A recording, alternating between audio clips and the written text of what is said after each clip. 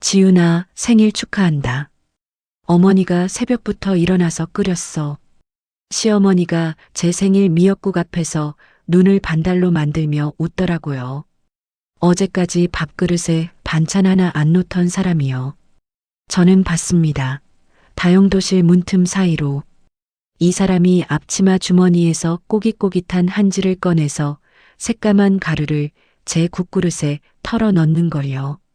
하지만 저는 시어머니가 안방에서 전화 받는 그 짧은 틈에 저는 제 국그릇을 출산 3일 앞둔 시누이 그릇이랑 바꿔치기 했습니다. 그리고 이틀 후 경찰이 들이닥친 병원 대기실에서 시어머니는 바닥을 치며 오열했어요. 그날의 이야기를 들려드릴게요. 산부인과 복도는 소독약 냄새와 형광등 불빛으로 가득했습니다.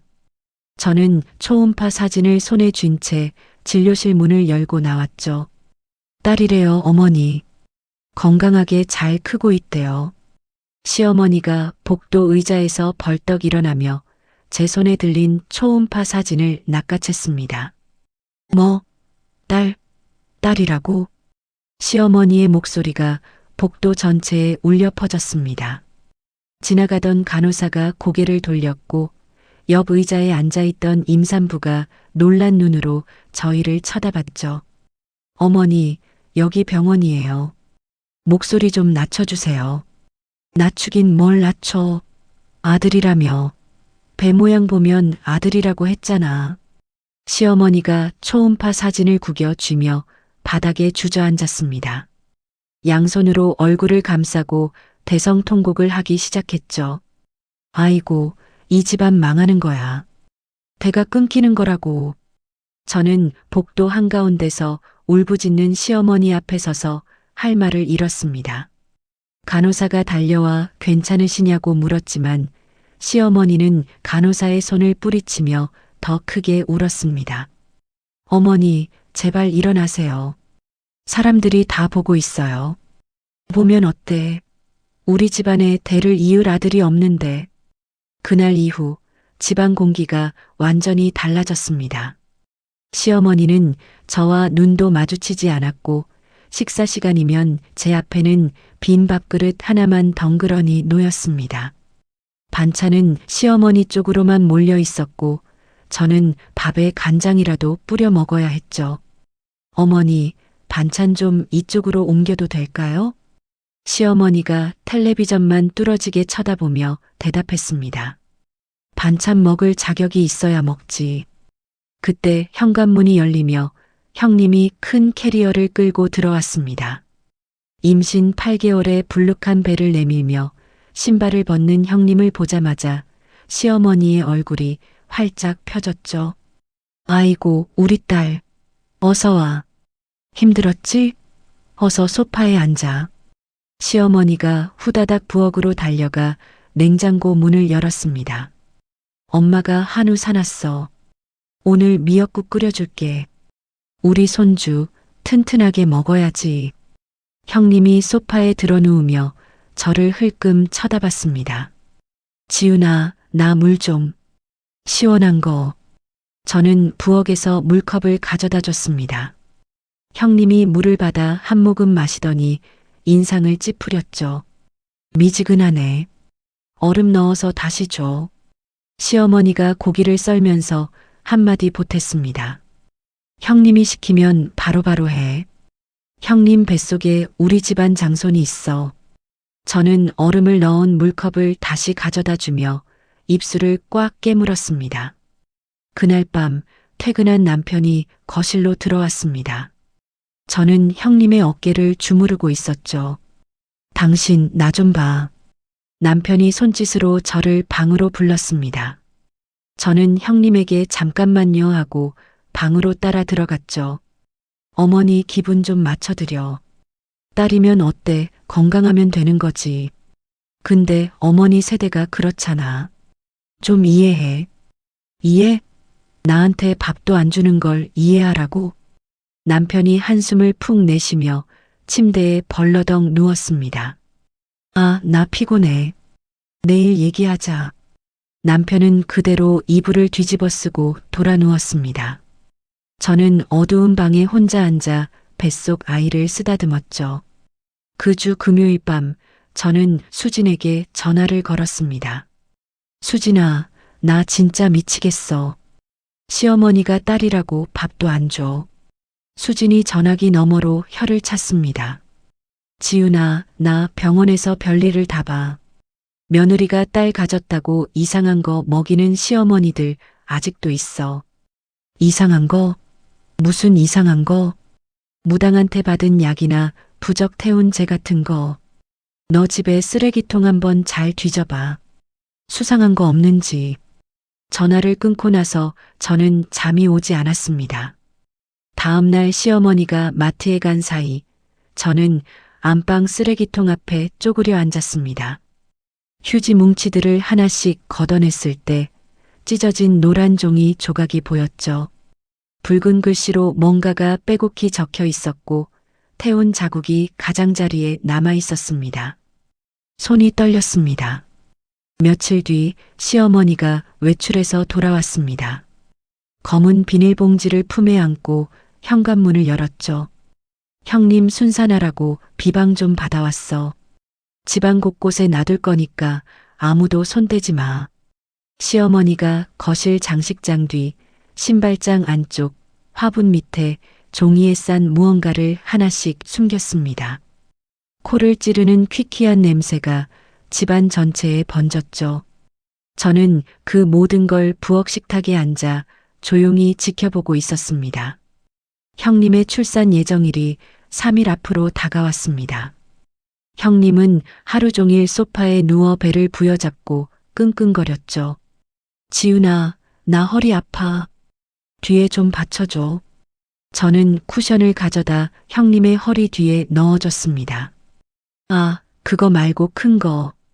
방에 있는 바디필로우 가져와. 제가 방에서 긴 베개를 들고 나오자 형님이 또 입을 열었습니다. 어깨도 좀 주물러줘. 가진통 때문에 온몸이 뻐근해서 죽겠어. 시어머니가 부엌에서 삼계탕 냄비 뚜껑을 열며 말했습니다. 지윤아, 형님 좀 잘 모셔. 형님이 편해야 우리 손주도 편한 거야. 저는 형님 뒤에 무릎을 꿇고 앉아 어깨를 눌렀습니다. 임신 5개월 된 제 배가 묵직하게 당겼지만 아무도 신경 쓰지 않았죠. 그날 저녁 남편이 퇴근하고 들어와 식탁에 앉았습니다. 시어머니가 삼계탕을 형님과 남편 앞에 한 그릇씩 놓았고 제 자리에는 찬밥과 김치만 있었습니다. 어머니, 내일 제 생일이에요. 시어머니가 형님의 밥그릇에 대추를 건져 올리며 대답했습니다. 그래서 아침에 미역국이라도 한 그릇 끓여주실 수 있으세요? 시어머니가 코웃음을 쳤습니다. 네 생일에 내가 왜 미역국을 끓여? 해먹고 싶으면 네가 끓여 먹어. 남편이 닭다리를 뜯으며 고개도 돌리지 않았습니다. 형님은 국물을 후루룩 마시며 아무 말도 하지 않았죠. 밤 11시 저는 방에 혼자 앉아 배를 쓸어내렸습니다. 남편은 벌써 코를 골며 잠들어 있었고 복도 너머로 시어머니 방에서 불이 꺼지는 소리가 났습니다. 엄마가 지켜줄게. 무슨 일이 있어도. 저는 이불을 턱까지 끌어올리고 눈을 감았습니다. 자정이 넘었을 때 목이 탔습니다. 물을 마시려고 조심스럽게 방문을 열었죠. 복도가 깜깜했는데 부엌 쪽에서 희미한 불빛이 새어나왔습니다. 가스불을 안 껐나 싶어 발소리를 죽이며 부엌으로 다가갔습니다. 시어머니가 등을 돌리고 서 있었습니다. 작은 냄비를 가스레인지 위에 올려놓고 한 손에는 검은 봉지에서 꺼낸 무언가를 쥐고 있었죠. 시어머니가 낮고 웅얼거리는 소리로 뭔가를 중얼댔습니다. 무슨 말인지 들리지 않았지만 기도 같기도 하고 주문 같기도 했습니다. 냄비 안에서 지독한 냄새가 올라왔습니다. 안방 쓰레기통에서 맡았던 그 퀴퀴하고 타는 듯한 냄새와 똑같았죠. 저는 숨을 멈추고 복도 모퉁이에 몸을 바짝 붙였습니다. 심장이 미친 듯이 뛰었고 뱃속 아이가 발로 옆구리를 걷어찼습니다. 시어머니가 냄비 속 액체를 나무젓가락으로 천천히 저었습니다. 검은 봉지에서 한 줌 더 꺼내 냄비에 털어넣더니 다시 중얼중얼 입을 움직였죠. 수진이의 말이 머릿속에서 천둥처럼 울렸습니다. 무당한테 받은 약이나 부적 태운 죄. 며느리가 딸 가졌다고 이상한 거 먹이는 시어머니들. 저는 손으로 입을 틀어막았습니다. 이를 악물지 않으면 비명이 터져 나올 것 같았죠. 시어머니가 가스불을 줄이고 냄비 뚜껑을 덮었습니다. 그리고 검은 봉지를 돌돌 말아 앞치마 주머니에 쑤셔 넣더니 뒤를 돌아봤습니다. 저는 이미 복도 끝 화장실 문 뒤에 숨어 있었습니다. 문틈 사이로 시어머니가 부엌불을 끄고 안방으로 들어가는 뒷모습이 보였죠. 화장실 차가운 타일 벽에 등을 기대고 서서 저는 한참 동안 움직이지 못했습니다. 두 손이 벌벌 떨렸고 뱃속 아이가 또 한 번 세게 발길질했습니다. 저는 배 위에 손을 얹고 입술을 꽉 깨물었습니다. 눈물이 턱을 타고 흘러내렸지만 소리를 내지 않았죠. 한참 뒤에야 저는 화장실을 나와 방으로 돌아왔습니다. 남편은 여전히 드르렁드르렁 코를 골고 있었습니다. 저는 침대 끝에 걸터 앉아 어둠 속에서 눈을 크게 떴습니다. 내일 아침 시어머니가 그 냄비의 내용물로 무엇을 할지 너무 뻔했죠. 주먹을 꽉 쥐었습니다. 이를 악물고 결심했습니다. 내일은 내가 당할 차례가 아니라 내가 끝낼 차례라고. 새벽 6시 부엌에서 도마 소리가 울렸습니다. 톡, 톡, 톡. 가스레인지에 불이 붙는 찰칵 소리가 뒤따랐죠. 저는 눈을 번쩍 떴습니다. 평소 시어머니는 9시가 넘어야 방문을 열었습니다. 그런 시어머니가 꼭두 새벽부터 부엌에서 분주하게 움직이고 있었죠. 가슴이 쿵 내려앉았습니다. 어젯밤 자정에 봤던 장면이 눈앞에 또렷이 떠올랐습니다. 저는 천천히 일어나 거실로 나갔습니다. 식탁 위에 뽀얀 김이 모락모락 피어오르는 미역국 2그릇이 놓여 있었죠. 한우 양지가 듬뿍 들어간 한 번도 제 앞에 놓인 적 없던 그 비싼 미역국이었습니다. 시어머니가 앞치마에 손을 닦으며 저를 보고 웃었습니다. 지윤아, 생일 축하한다. 어머니가 새벽부터 일어나서 끓였어. 등골이 서늘해졌습니다. 어제까지 생일에 왜 미역국을 끓여주냐며 코웃음을 쳤던 사람이 지금 눈을 반달로 만들며 제 앞에 서 있었습니다. 어머니, 이게 다 뭐예요? 뭐긴 뭐야. 며느리 생일인데 미역국 한 그릇 못 끓여주겠니? 어서 앉아. 시어머니가 제 의자를 손수 빼줬습니다. 식탁 위 2그릇 중 하나를 제 자리로 살짝 밀어 넣으며 손끝으로 그릇 위치를 만지작거렸죠. 저는 그 그릇을 내려다봤습니다. 맑은 국물 위에 기름이 동동 떠 있었고 미역 사이로 고기가 보였습니다. 겉보기에는 아무 이상이 없었죠. 그때 남편이 와이셔츠 단추를 채우며 부엌으로 들어왔습니다. 뭐야? 어머니가 미역국 끓여주셨어? 시어머니가 흐뭇한 얼굴로 고개를 끄덕였습니다. 당연하지. 며느리 생일인데. 남편이 제 어깨를 톡 치며 말했습니다. 봐, 내가 뭘 했어. 어머니가 다 챙겨주신다니까. 생일 축하해. 남편은 구두를 신으며 시계를 확인했습니다. 나 늦겠다. 저녁에 보자. 현관문이 쾅 닫혔습니다. 남편이 나가자마자 시어머니가 갑자기 냉장고 쪽을 가리키며 말했습니다. 지윤아, 어제 사온 사과가 냉장고에 없더라. 베란다 다용도실에 있을 거야. 몇 개만 씻어 올래? 저를 식탁에서 떼어놓으려는 수작이 너무 뻔했습니다. 하지만 저는 순순히 고개를 끄덕이며 일어섰죠. 네, 어머니. 다용도실 문을 열고 안으로 들어갔습니다. 하지만 문을 완전히 닫지 않았습니다. 문 뒤 사각지대에 몸을 숨기고 문틈 사이로 부엌을 지켜봤죠. 시어머니가 재빠르게 주위를 둘러봤습니다. 왼쪽, 오른쪽, 복도. 아무도 없다고 확인한 뒤 앞치마 주머니에 손을 넣었습니다. 꼬깃꼬깃 접힌 한지 종이가 나왔습니다. 시어머니가 한지를 펼치자 안에 새까만 가루가 담겨 있었죠. 코를 찌르는 냄새가 다용도실까지 희미하게 번졌습니다. 어젯밤 냄비에서 올라오던 바로 그 지독한 냄새였습니다. 시어머니가 제자리에 놓인 미역국 그릇 위로 한지를 기울였습니다. 검은 가루가 국물 위에 흩뿌려졌죠. 시어머니가 숟가락을 집어들고 그릇 안을 빠르게 저었습니다.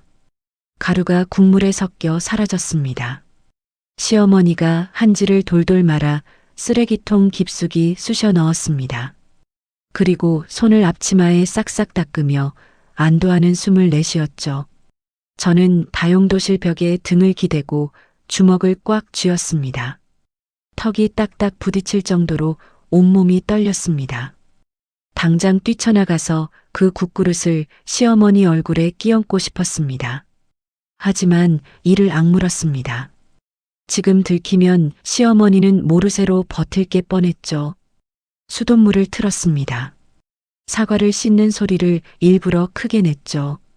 그 사이 머릿속이 미친 듯이 돌아갔습니다. 사과 3개를 접시에 담고 다용도실을 나왔습니다. 시어머니가 식탁 앞에 서서 평온한 얼굴로 행주를 접고 있었죠.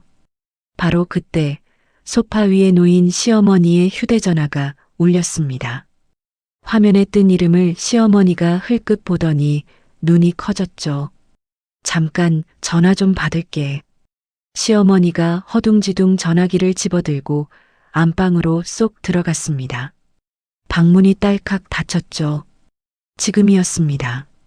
저는 식탁으로 달려갔습니다. 제자리에 놓인 국그릇, 형님 자리에 놓인 국그릇. 두 손으로 그릇을 하나씩 들어 위치를 바꿨습니다. 국물 한 방울 흘리지 않았죠. 그리고 쓰레기통 뚜껑을 열었습니다. 시어머니가 방금 쑤셔 넣은 한지 종이를 꺼냈습니다. 붉은 인장이 찍혀 있었고 검은 가루가 미세하게 묻어 있었죠. 저는 그 종이를 앞치마 주머니 깊숙이 밀어 넣었습니다. 안방에서 시어머니의 웅얼거리는 통화 소리가 들렸습니다. 저는 아무 일 없다는 듯 의자에 앉아 숟가락을 집어들었죠. 안방 문이 열리고 시어머니가 나왔습니다. 전화기를 주머니에 찔러 넣으며 식탁 위를 한번 훑어봤죠. 국그릇 2개가 제자리에 놓여 있는 걸 확인하고 시어머니의 어깨가 슬쩍 내려갔습니다. 형님 깨워야겠다. 국 식기 전에 먹어야지. 시어머니가 형님 방문을 쾅쾅 두드렸습니다. 은정아, 일어나. 아침 먹어. 안에서 아무 대답이 없었죠. 시어머니가 문을 한 번 더 쾅쾅 두드렸습니다. 은정아, 엄마가 한우 양지 넣어서 미역국 끓였어. 식기 전에 나와. 이불 끄는 소리가 나더니 형님이 부스스한 머리를 긁으며 문을 열었습니다.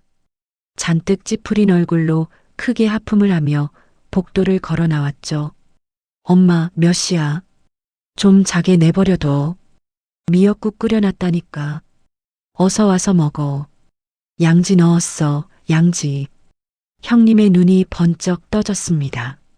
세수도 하지 않은 채 식탁 의자에 털썩 주저앉았죠. 국그릇 위로 모락모락 피어오르는 김을 보며 입맛을 다셨습니다. 와, 고기 진짜 많다. 엄마 최고. 형님이 숟가락을 들고 국물을 크게 한술 떠서 후후 불었습니다. 저는 식탁 맞은편에 앉아 그 모습을 지켜봤죠. 시어머니가 제 옆으로 바짝 다가와 의자를 끌어당기며 앉았습니다. 지훈아, 너도 식기 전에 빨리 먹어. 생일인데 미역국 다 식히면 어떡해. 시어머니의 눈이 제 그릇과 제 손을 번갈아 훑었습니다. 한술이라도 빨리 입에 넣기를 기다리는 눈빛이었죠. 저는 숟가락을 천천히 들었습니다. 국물을 살짝 떠서 입술 가까이 가져갔죠. 시어머니의 시선이 숟가락 끝에 못 박혔습니다. 저는 국물을 입술에 살짝 대기만 하고 숟가락을 다시 그릇에 내려놓았습니다. 맛있어요, 어머니. 고기 향이 진하네요. 시어머니의 입꼬리가 미세하게 올라갔습니다. 아주 짧은 순간이었지만 저는 그 비열한 웃음을 놓치지 않았죠. 만족감이 번지는 그 얼굴을 또렷이 눈에 담았습니다. 주머니 속 한지 종이를 손가락으로 꽉 움켜쥐었습니다. 종이 모서리가 손바닥에 박혔지만 아프지 않았죠. 지훈아, 국물부터 쭉 마셔. 미역국은 국물이 보약이야. 시어머니가 재촉했습니다. 제가 그릇을 들고 벌컥벌컥 마시는 모습을 보고 싶은 게 역력했죠. 네, 어머니. 근데 입덧이 좀 올라와서요. 천천히 먹을게요. 저는 밥을 한 숟가락 떠서 입에 넣었습니다. 국물은 건드리지 않고 밥알만 천천히 오물오물 씹었죠. 시어머니의 눈썹이 살짝 찌푸려졌다가 다시 펴졌습니다. 입덧이 심하면 억지로는 먹지 마. 근데 국물은 꼭 마셔. 산모한테 미역국 국물이 제일 좋은 거야. 네, 천천히 다 먹을게요. 형님은 이미 그릇 절반을 비우고 있었습니다. 숟가락으로 미역을 건져 올려 입에 넣고 양지를 씹으며 밥을 말았죠. 엄마, 이거 진짜 맛있다.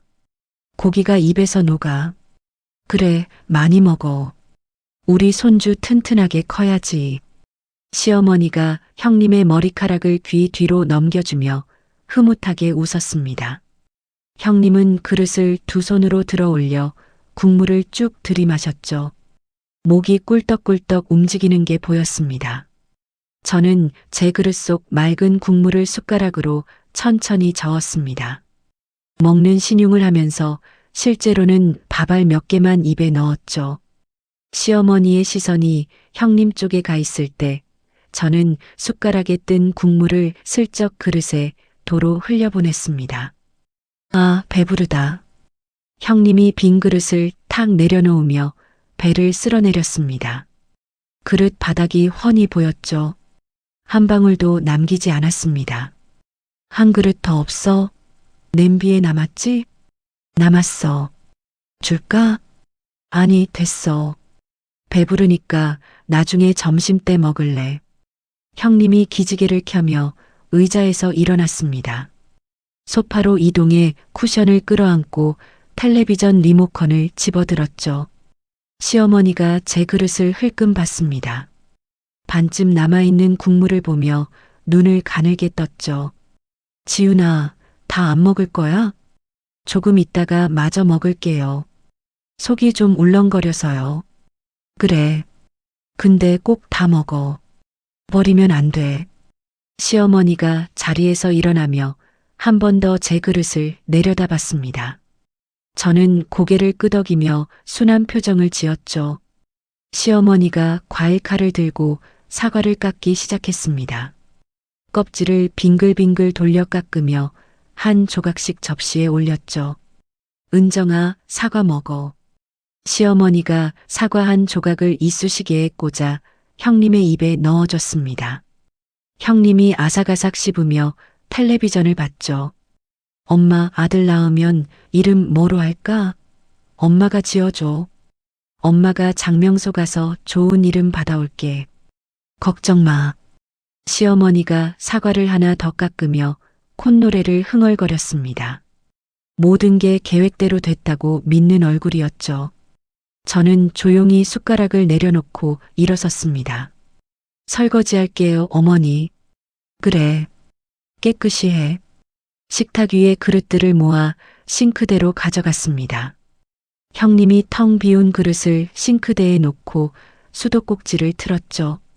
물소리가 콸콸 쏟아지는 사이 저는 재빨리 손을 움직였습니다. 찬장 뒤에 숨겨둔 작은 유리병을 꺼냈죠. 형님 그릇 바닥에 미세하게 남아있는 국물 찌꺼기를 숟가락 끝으로 긁었습니다. 그릇 안쪽에 가라앉아 있던 검은 앙금이 숟가락에 묻어나왔죠. 한 번, 두 번, 세 번. 빠짐없이 긁어서 유리병 안에 떨어뜨렸습니다. 시어머니의 웃음소리가 거실에서 들려왔습니다.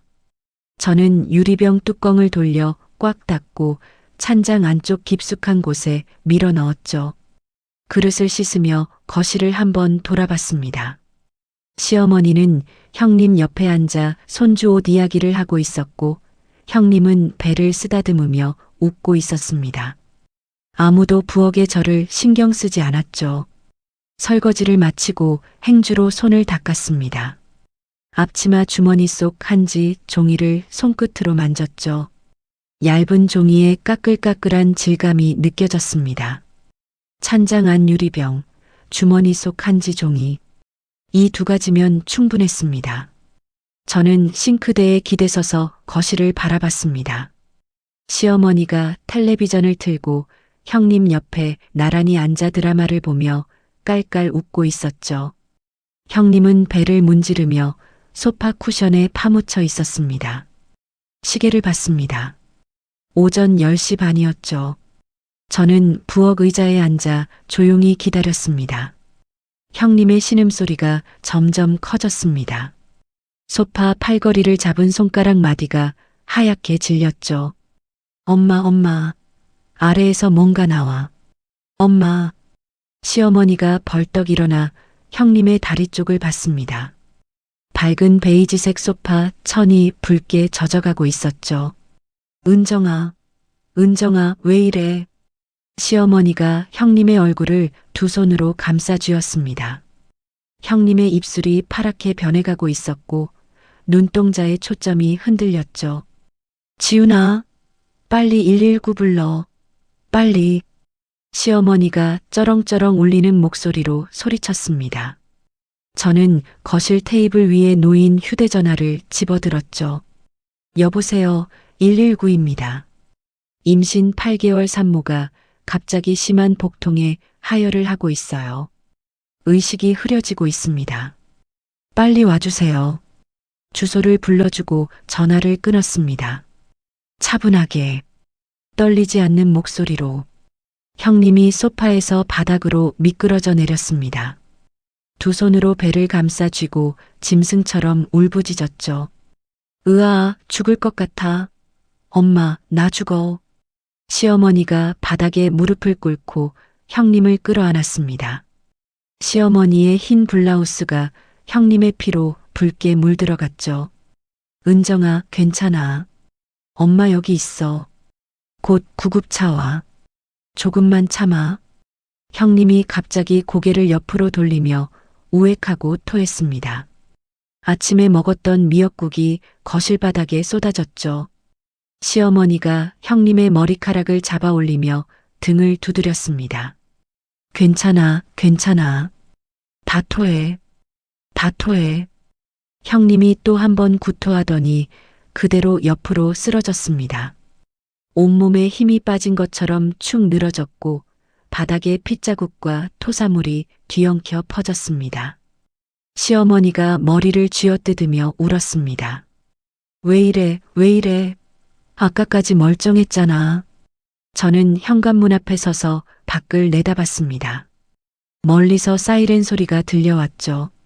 구급대원 2명이 들것을 끌고 뛰어들어왔습니다. 거실 바닥에 퍼진 피를 보고 한 명이 무전기를 집어들었죠. 산모 의식 저하, 다량 출혈, 병원 응급실 연락 바랍니다. 구급대원이 형님에게 산소 마스크를 씌우고 혈압을 쟀습니다. 보호자분, 산모가 오늘 뭘 드셨습니까? 시어머니가 울면서 더듬거렸습니다. 아, 아침에 미역국 먹었어요. 그것밖에 안 먹었는데 왜 이러는 거예요? 구급대원이 형님을 들것에 올리며 말했습니다. 상태가 많이 안 좋습니다. 빨리 이송해야 합니다. 들것이 현관문을 빠져나갔습니다. 시어머니가 슬리퍼도 신지 못한 채 맨발로 뛰어나가 구급차에 올라탔죠. 구급차 문이 쾅 닫히고 사이렌 소리가 멀어져 갔습니다. 저는 조용해진 거실에 혼자 서 있었습니다. 피로 얼룩진 소파, 바닥에 흥건한 핏물, 코를 찌르는 비린내. 저는 그 한가운데에서 휴대전화를 꺼냈죠. 남편에게 문자를 보냈습니다. 형님이 갑자기 쓰러져서 구급차로 병원 갔어. 빨리 와. 시아버지, 시고모님, 아주버님에게도 같은 문자를 보냈습니다. 그리고 찬장을 열었습니다. 유리병을 꺼내 손에 쥐었죠. 앞치마 주머니 속 한지 종이도 확인했습니다. 저는 앞치마를 벗어개고 외출복으로 갈아입었습니다. 유리병은 가방 안쪽 주머니에 넣었고 한지 종이는 지퍼가 달린 칸에 따로 보관했죠. 현관 거울 앞에 섰습니다. 거울 속 제 얼굴은 놀라울 정도로 차분했습니다. 집을 나서며 엘리베이터 버튼을 눌렀습니다. 1층에 내려 아파트 정문 앞에서 택시를 잡았죠. 기사님, 중앙병원 응급실 쪽으로 가주세요. 택시 뒷좌석에 앉아 가방을 무릎 위에 올렸습니다. 차창 밖으로 6월의 햇빛이 쏟아지고 있었죠. 저는 가방 지퍼를 손끝으로 만지며 눈을 감았습니다. 뱃속 아이가 조용히 꿈틀거렸습니다. 병원 응급실 앞에 도착했을 때 시어머니가 복도 바닥에 주저앉아 있었습니다. 맨발에 핏자국이 묻어 있었고 블라우스는 온통 붉은색으로 얼룩져 있었죠. 초점 없는 눈으로 응급실 문만 바라보고 있었습니다. 어머니, 시어머니가 고개를 들지 않았습니다. 입술이 파르르 떨리고 있었고 양손을 무릎 위에서 비비고 또 비볐죠. 저는 옆 의자에 가방을 내려놓고 앉았습니다. 그때 복도 끝에서 남편이 달려왔습니다. 넥타이가 풀어 헤쳐져 있었고 이마에 땀이 줄줄 흘렀죠. 구두 뒤축이 복도 바닥에 탁탁 부딪히며 요란한 소리를 냈습니다. 누나 어때? 어떻게 된 거야? 시어머니가 대답하지 못하고 입만 달싹거렸습니다. 남편이 고개를 돌려 저를 노려봤죠. 너 집에서 도대체 뭘 한 거야? 누나가 쓰러질 때까지 뭘 하고 있었어? 저는 남편의 눈을 똑바로 쳐다봤습니다. 지금 나한테 따질 때야? 안에서 형님이 죽느냐 사느냐인데. 남편이 이를 악물었습니다. 뭔가 더 쏘아붙이려다 응급실 문 위에 켜진 빨간 불을 보고 입을 다물었죠. 주먹을 불끈 쥐고 응급실 문 앞을 서성거리기 시작했습니다. 선생님, 안에 제 누나 있습니다. 상태가 어떤 겁니까? 남편이 응급실 문을 두드렸습니다. 간호사가 문을 살짝 열고 고개를 내밀었죠. 보호자분, 지금 처치 중입니다. 밖에서 기다려주세요. 문이 다시 닫혔습니다. 남편이 벽에 이마를 박고 두 주먹으로 벽을 쿵 치었죠. 시어머니가 바닥에 앉은 채로 작은 목소리를 냈습니다. 피가 너무 많이 나왔어. 구급차에서도 계속 나왔어. 시어머니의 손톱 밑에 형님의 핏자국이 말라붙어 있었습니다. 저는 그 손을 한번 보고 시선을 돌렸죠. 20분쯤 지났을 때 응급실 문이 열리고 흰 가운을 입은 의사가 나왔습니다. 의사의 표정이 굳어 있었죠. 산모 보호자분 되시죠? 남편이 달려갔습니다. 네, 제 누나예요. 어떻게 된 겁니까? 의사가 차트를 넘기며 입을 열었습니다. 산모 몸에서 일반적이지 않은 독한 약물 성분이 검출됐습니다. 그 성분 때문에 뱃속 아기를 감싸고 있는 막이 일찍 떨어져 나가면서 대량 출혈이 발생했습니다. 시어머니가 바닥에서 고개를 번쩍 들었습니다. 눈이 휘둥그레졌고 온몸이 돌처럼 굳었죠. 약물이요? 무슨 약물이요? 시어머니의 목소리가 갈라졌습니다. 의사가 시어머니를 돌아보며 대답했죠. 정확한 성분은 정밀 검사를 해봐야 알 수 있습니다. 하지만 일반 식품에서는 절대 나올 수 없는 성분입니다. 남편이 의사의 가운 소매를 잡았습니다. 그러면 누나는요? 누나는 괜찮은 겁니까? 지금 당장 배를 열어 아기를 꺼내야 합니다. 그런데 정체를 알 수 없는 약물 때문에 수술 중 장기 손상이 올 수 있습니다.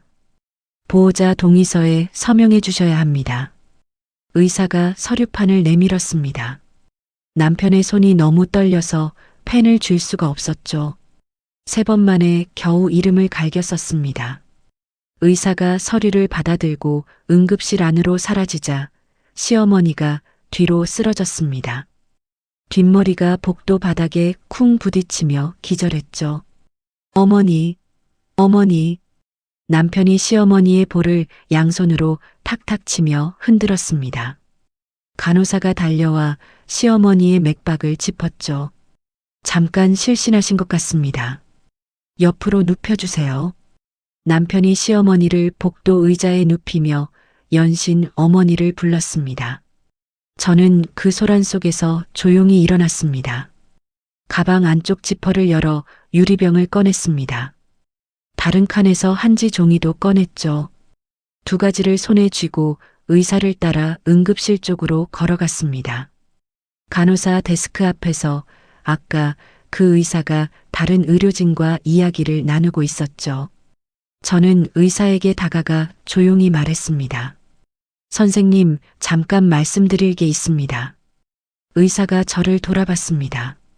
산모가 오늘 아침에 먹은 미역국 찌꺼기입니다. 그릇 바닥에 남아있던 걸 긁어서 담았어요. 그리고 이 종이에 묻어있는 가루가 국에 들어간 것과 같은 성분일 겁니다. 정확하게 검사해 주세요. 의사가 유리병을 들어 올려 불빛에 비춰봤습니다. 병 안에 검은 앙금이 가라앉아 있었죠. 한지를 펼쳐보더니 눈을 가늘게 떴습니다. 이걸 어떻게 갖고 계신 겁니까? 수상한 점이 있어서 미리 확보해뒀습니다. 자세한 건 검사 결과가 나오면 말씀드리겠습니다.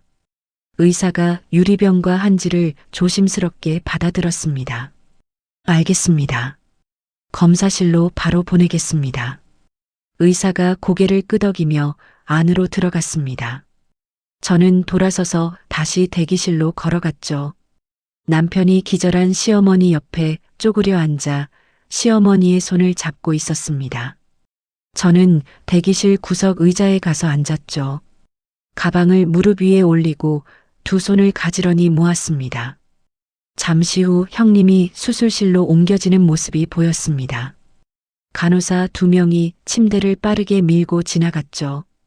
형님의 얼굴이 종이장처럼 하얗고 코와 입에 산소 호흡기를 달고 있었습니다.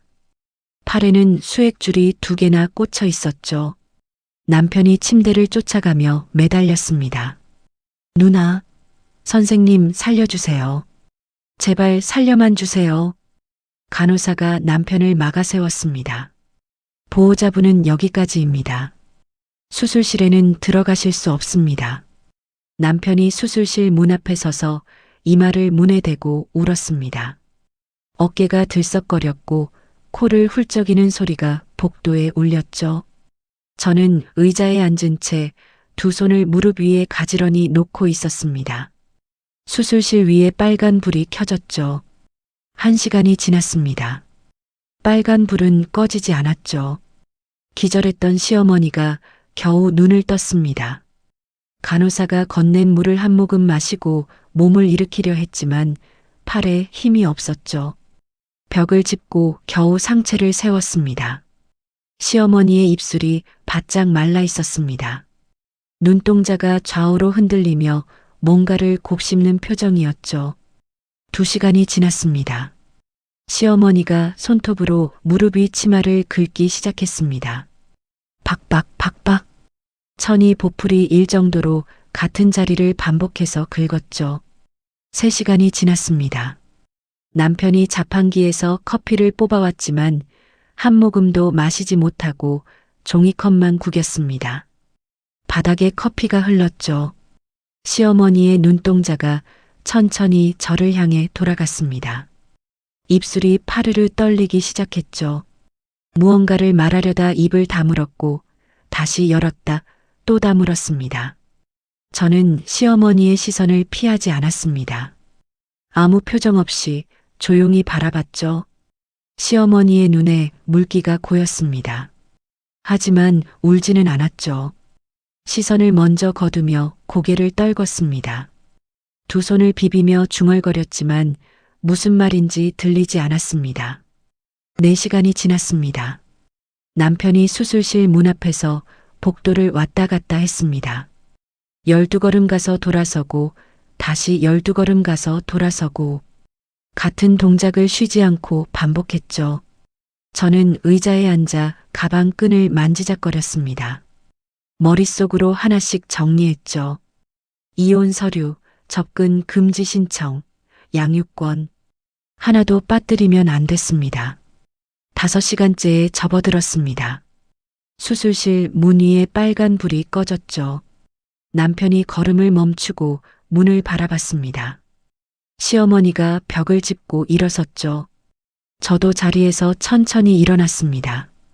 문이 열리고 의사가 마스크를 내리며 나왔습니다. 가운 위에 핏자국이 여러 군데 묻어 있었죠. 아기는 기적적으로 살렸습니다. 남편이 무릎에 힘이 빠진 듯 비틀거렸습니다. 하지만 산모는 출혈이 너무 심했습니다. 자궁을 드러낼 수밖에 없었습니다. 지금 중환자실로 옮기고 있습니다. 남편이 벽을 주먹으로 쾅 치며 울었습니다. 시어머니는 소리도 내지 못한 채 의자에서 흘러내리듯 바닥에 주저앉았죠. 의사가 마스크를 완전히 벗으며 덧붙였습니다. 그리고 산모 혈액에서 검출된 약물 성분이 일반적인 식중독과는 전혀 다릅니다. 병원 측에서 경찰에 신고 접수했습니다. 시어머니의 입에서 가늘고 긴 신음소리가 새어나왔습니다. 양손으로 자신의 목을 감싸 쥐듯 움켜잡았죠. 저는 대기실 구석으로 돌아가 앉았습니다. 가방을 무릎에 올리고 눈을 감았죠. 뱃속 아이가 발로 옆구리를 톡 찼습니다. 저는 배 위에 손을 얹고 가만히 쓸어내렸습니다. 다음 날 아침 병원 대기실은 시댁 식구들로 가득 찼습니다. 시아버지, 아주버님, 시고모님까지 밤사이 연락을 받고 전부 몰려왔죠. 시아버지가 지팡이를 쿵쿵 바닥에 내리치며 소리쳤습니다. 도대체 집에서 뭘 먹였길래 내 딸이 이 꼴이 된 거야. 아주버님이 자판기 커피를 구기며 말했습니다. 형수, 아침에 뭘 해먹인 거야? 어떻게 된 거야 대체? 모든 시선이 저를 향했습니다. 저는 대기실 구석 의자에 앉아 아무 말하지 않았죠. 시어머니가 휴지로 코를 풀며 입을 열었습니다. 나는 아무것도 안 했어. 아침에 지훈이가 끓여준 국을 은정이가 먹더니 갑자기 쓰러진 거야. 저는 시어머니를 바라봤습니다. 시어머니가 제 시선을 피하며 고개를 돌렸죠. 며느리가 끓인 국을 먹고? 진짜야? 시고모님이 저를 손가락으로 가리키며 자리에서 벌떡 일어났습니다. 너 우리 은정이한테 뭘 한 거야? 저는 입을 열지 않았습니다. 무릎 위에 놓인 두 손을 가만히 내려다봤죠. 남편이 제 앞으로 다가와 팔짱을 끼며 말했습니다. 야, 말을 해. 왜 아무 말이 없어? 누나가 죽게 생겼는데 네가 해명을 해야 할 거 아냐? 저는 고개를 들어 남편을 봤습니다. 나는 할 말 없어. 검사 결과 나오면 다 밝혀질 테니까. 시고모님이 한 발짝 더 다가오며 쏘아붙였습니다. 저것 봐. 꿀먹은 벙어리가 됐어. 죄 지은 놈이 말이 없는 법이야. 아주버님이 고개를 끄덕이며 거들었습니다. 형수, 솔직히 말해. 평소에 은정이한테 안 좋은 감정 있었잖아. 그치? 시어머니가 휴지를 뭉치며 끼어들었습니다. 맞아. 지훈이가 평소에 형님한테 불만이 많았어. 내가 다 봤어. 저는 시어머니의 얼굴을 조용히 들여다봤습니다. 시어머니의 눈동자가 흔들렸죠. 하지만 입은 멈추지 않았습니다. 새벽에 혼자 부엌에서 뭘 했는지 나는 몰라. 아침에 나갔더니 국이 다 끓여져 있더라고. 뻔뻔했습니다. 새벽부터 일어나 직접 끓이고 직접 가루를 털어넣고 제자리에 직접 놓았던 그 사람이 지금 뻔히 거짓말을 하고 있었죠. 저는 입꼬리가 올라가려는 걸 꾹 눌렀습니다. 지금은 아직 때가 아니었으니까요. 오빠, 형수한테 따져. 우리 은정이가 뭔 죄야. 시고모님이 남편의 등을 떠밀었습니다. 남편이 제 팔을 잡아채며 말했습니다. 야, 진짜 네가 한 거야? 솔직히 말해. 저는 남편의 손을 차갑게 뿌리쳤습니다. 손 치워. 내일이면 검사 결과 나와. 그때 가서 누가 뭘 했는지 똑똑히 알게 될 테니까 조용히 기다려. 남편이 멈칫했습니다. 제 눈에서 뭔가를 읽은 건지 한 발짝 물러섰죠. 오후가 되자 양복을 입은 형사 한 명이 대기실로 들어왔습니다. 산모 보호자 계십니까? 관할서 형사입니다. 대기실이 조용해졌습니다. 내일이면 정밀 검사 결과가 나옵니다. 그때까지 관련자분들은 연락 가능한 상태로 계셔 주십시오. 형사가 명함을 남기고 나갔습니다. 시어머니의 얼굴이 회색빛으로 변했죠. 나 화장실 좀. 시어머니가 비틀거리며 일어섰습니다. 저는 시어머니 앞을 막아섰죠. 어머니, 어디 가세요? 형님이 중환자실에서 깨어날 때까지 여기 계셔야죠. 비켜. 화장실 가는 것도 안 되냐? 지금 나가시면 안 됩니다. 시어머니의 눈이 흔들렸습니다. 남편이 펄쩍 뛰며 제 팔을 잡았죠. 야, 어머니한테 무슨 말버릇이야. 비켜. 저는 남편의 손을 다시 뿌리치며 돌아봤습니다. 내일 결과 나오면 다 끝나. 그러니까 조용히 앉아 있어. 남편의 손이 허공에서 멈췄습니다. 시어머니가 풀이 죽은 채 다시 의자에 주저앉았죠. 밤이 깊어갔습니다. 대기실에 하나둘 잠이 든 사이 저는 복도 끝 비상구 계단으로 나갔습니다. 휴대전화를 꺼내 변호사 친구에게 전화를 걸었죠. 수연아, 나야. 내일 아침까지 이혼 서류랑 접근 금지 신청서 준비해 줄 수 있어? 갑자기 무슨 일이야? 내일이면 알게 돼. 서류만 완벽하게 준비해 줘. 전화를 끊고 비상구 창문 밖을 내다봤습니다. 병원 주차장 위로 가로등 불빛이 떠 있었죠. 저는 배를 쓸어내리며 창틀에 기대섰습니다. 이틀 후 오후 형사 2명이 대기실 문을 열고 들어왔습니다. 한 명은 서류 봉투를 들고 있었고 다른 한 명은 수갑이 달린 허리춤에 손을 얹고 있었죠. 산모 보호자분들 다 계십니까? 대기실에 있던 시댁 식구들이 일제히 고개를 돌렸습니다. 시아버지가 지팡이를 세워 잡고 몸을 앞으로 기울였고 시고모님이 핸드백을 무릎 위에서 꽉 쥐었죠. 아주버님은 자판기 앞에서 동전을 넣다 말고 손을 멈췄습니다. 시어머니가 의자 등받이를 두 손으로 움켜쥐었습니다. 손가락 마디가 하얗게 질렸고 형사들의 입만 쳐다보며 턱을 달달달 떨었죠. 형사가 서류 봉투에서 결과지를 꺼내며 입을 열었습니다. 산모의 혈액과 현장에서 수거된 미역국 찌꺼기에서 동일한 성분이 검출됐습니다. 불법 낙태에 사용되는 독한 약초 성분과 강력한 설사약 성분입니다. 대기실이 쥐 죽은 듯 고요해졌습니다. 벽에 걸린 시계의 초침 소리만 똑딱똑딱 울렸죠. 남편이 벌떡 일어나며 저를 손가락으로 가리켰습니다. 그것 봐. 인연이 한 거라니까. 내 누나를 죽이려고 독을 넣은 거야. 남편의 침이 제 얼굴 앞까지 튀었습니다. 저는 눈 하나 깜짝하지 않았죠. 형사가 남편을 향해 손바닥을 들어 올렸습니다. 잠깐 진정하시고 끝까지 들으십시오. 남편이 거친 숨을 몰아쉬며 제자리에 섰습니다. 주먹을 부르르 떨고 있었죠. 저는 자리에서 천천히 일어나며 형사를 바라봤습니다. 제가 제출한 포장지 있지 않습니까? 거기서 지문 나왔습니까? 형사가 고개를 끄덕이며 결과지를 한 장 더 꺼냈습니다. 제보자가 제출한 한지 포장지에서 검출된 지문은 이 자리에 계신 시어머니 박순자 씨 본인의 것으로 확인됐습니다. 시아버지의 지팡이가 바닥에 떨어졌습니다.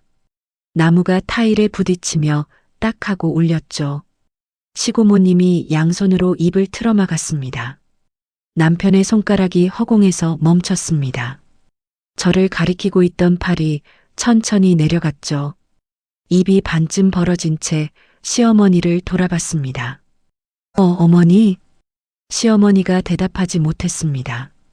의자 등받이를 잡은 손이 미끄러지며 손톱이 플라스틱 위에서 끼익 소리를 냈죠. 형사가 결과지를 한 장 더 넘기며 계속 말했습니다. 추가로 한지에 적혀있던 무당집을 압수수색했습니다. 해당 무당이 자백했습니다. 대기실 안의 공기가 얼어붙었습니다. 박순자 씨가 직접 무당집을 찾아가 임산부에게 먹여 유산시킬 목적으로 약을 구매해 갔다고 진술했습니다. 무당집에서 박순자 씨가 결제한 카드 내역과 통화 기록도 확보했습니다. 시고모님이 의자에서 벌떡 일어나며 시어머니를 쳐다봤습니다. 순자야, 이게 무슨 소리야? 네가 뭘 한 거야? 시어머니가 입을 열었다 닫았습니다. 목구멍에서 갈라진 소리만 나왔죠. 나는. 아주버님이 자판기 앞에서 두 걸음 다가오며 물었습니다. 어머니, 진짜예요? 어머니가 형수 미역국에 뭘 넣은 거예요? 시어머니의 눈동자가 미친 듯이 흔들렸습니다. 대기실 안의 모든 시선이 시어머니에게 꽂혀 있었죠. 형사가 한 발짝 앞으로 나오며 말했습니다. 정리하겠습니다. 박순자 씨가 며느리의 유산을 목적으로 구매한 독성 약물이 본인의 친딸인 산모에게 투여된 것으로 수사 결과 확인됐습니다. 그 한마디가 시어머니의 머리를 망치로 내리친 것처럼 보였습니다. 시어머니의 무릎이 꺾이며 의자에서 미끄러져 내렸죠. 바닥에 주저앉은 시어머니가 두 손으로 자신의 머리카락을 움켜쥐었습니다. 아, 짐승 같은 비명이 터져 나왔습니다. 대기실 유리창이 울릴 정도로 날카로운 소리였죠. 내가 은정이한테. 시어머니가 바닥에 두 주먹을 내리쳤습니다. 쾅! 또 내리쳤습니다. 쾅! 쾅! 내 딸. 내가 내 딸 자궁을 드러냈어. 내가 내 새끼를. 시어머니의 주먹이 멈추지 않았습니다. 타일 바닥에 피가 묻기 시작했죠. 손등 가죽이 벗겨지고 있었지만 시어머니는 느끼지 못하는 것 같았습니다. 이마를 바닥에 쾅 박았습니다. 쿵 하는 둔탁한 소리와 함께 이마가 빨갛게 부풀어 올랐죠. 죽일년, 내가 죽일년이야. 나를 죽여, 나를 죽여. 시어머니가 바닥을 뒹굴며 자신의 뺨을 양손으로 후려쳤습니다. 왼쪽, 오른쪽, 왼쪽, 오른쪽. 얼굴이 시뻘겋게 달아올랐죠. 시아버지가 바닥에 떨어진 지팡이를 집어들었습니다. 지팡이를 쥔 손이 부들부들 떨렸죠. 시아버지가 시어머니 앞으로 한 걸음, 두 걸음 다가갔습니다. 이년아. 시아버지의 목소리가 낮게 깔렸습니다. 며느리를 죽이려다 내 딸을 이 꼴로 만들었어? 시아버지가 떨리는 손으로 시어머니의 뺨을 내리쳤습니다. 짝! 시어머니의 고개가 옆으로 꺾였죠. 50년을 같이 살았는데 네가 이런 인간이었어? 시어머니가 뺨을 감싸 쥐지도 않았습니다. 바닥에 엎드린 채 울기만 했죠. 콧물과 눈물이 바닥에 떨어져 무릉덩이를 만들었습니다. 시고모님이 뒷걸음질 쳤습니다. 등이 벽에 닿을 때까지 물러섰죠. 아주버님은 고개를 돌리며 시어머니에게서 시선을 거뒀습니다. 형사가 바닥에서 통곡하는 시어머니의 어깨에 손을 얹었습니다. 박순자 씨, 일어나십시오. 시어머니가 일어나지 못했습니다. 형사가 시어머니의 팔을 잡아 일으켰죠. 시어머니의 다리에 힘이 없어서 옆에 형사가 한쪽 팔을 부축했습니다. 중상해 및 살인미수 혐의로 긴급 체포합니다. 당신은 묵비권을 행사할 수 있고 변호인의 도움을 받을 수 있습니다. 찰칵! 수갑이 시어머니의 양손에 채워졌습니다. 금속이 부딪히는 차가운 소리가 대기실에 울렸죠. 시어머니가 수갑이 채워진 채로 몸을 비틀며 저를 향해 고개를 돌렸습니다. 지훈아, 지훈아. 시어머니의 목소리가 쉬어 갈라졌습니다. 나는 너를 그러려던 거야. 은정이는 아니었어. 은정이는. 저는 한 발짝도 움직이지 않았습니다. 시어머니의 얼굴을 조용히 내려다봤죠.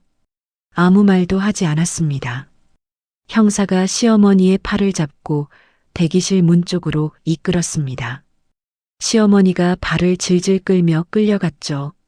문턱에 발이 걸려 비틀거렸지만 형사가 붙잡아 세웠습니다. 내 딸한테 한 게 아니라고. 제발. 대기실 문이 닫혔습니다. 복도로 멀어지는 시어머니의 울음소리가 점점 작아지다 사라졌죠. 대기실 안이 조용해졌습니다.